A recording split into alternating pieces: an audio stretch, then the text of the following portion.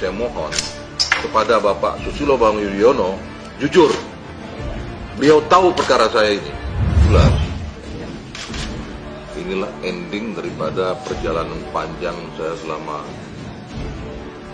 8 tahun. Adanya persangkaan palsu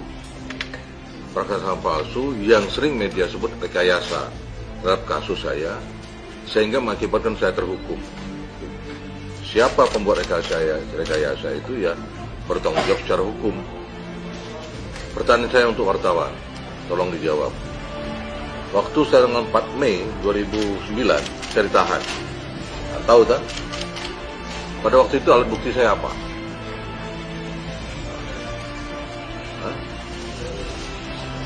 SMS. Sudah tahu kapan SMS dibikin? Dugaannya setelah saya ditahan. Artinya tahan dulu baru menyiapkan alat bukti. Saya korban. Sejak kecil saya diajari kejujuran oleh orang tua saya. Untuk itulah maka saya mohon kepada Bapak Susilo Bambang Yudhoyono, jujur, beliau tahu perkara saya ini. Jujur, beliau tahu perkara saya ini.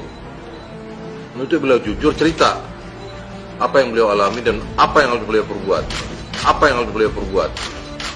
Beliau perintahkan siapa untuk merekayasa dan mengkriminalisasi Antasari. Beliau cerita. Saya mohon pada hari ini kepada beliau. Dan apa yang beliau lakukan, beliau perintahkan siapa dan siapa melakukan apa, minta Pak SBY jujur. Terbukalah kepada publik.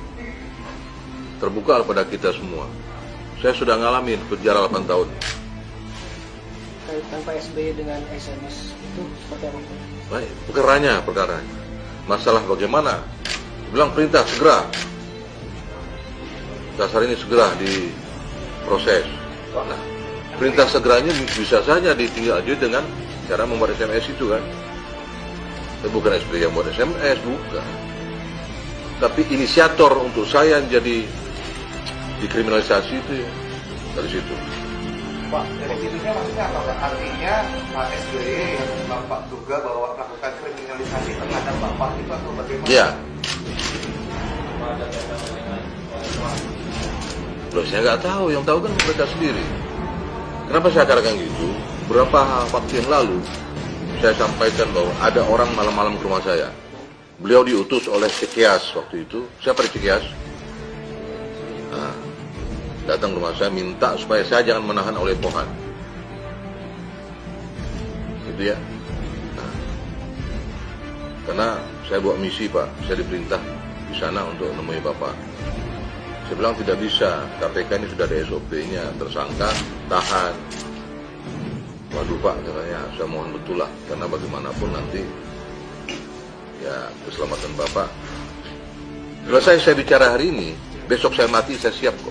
Nah, apakah masih bisa kita katakan bahwa tadi Anda sebut siapa itu? SBY tidak intervensi perkara.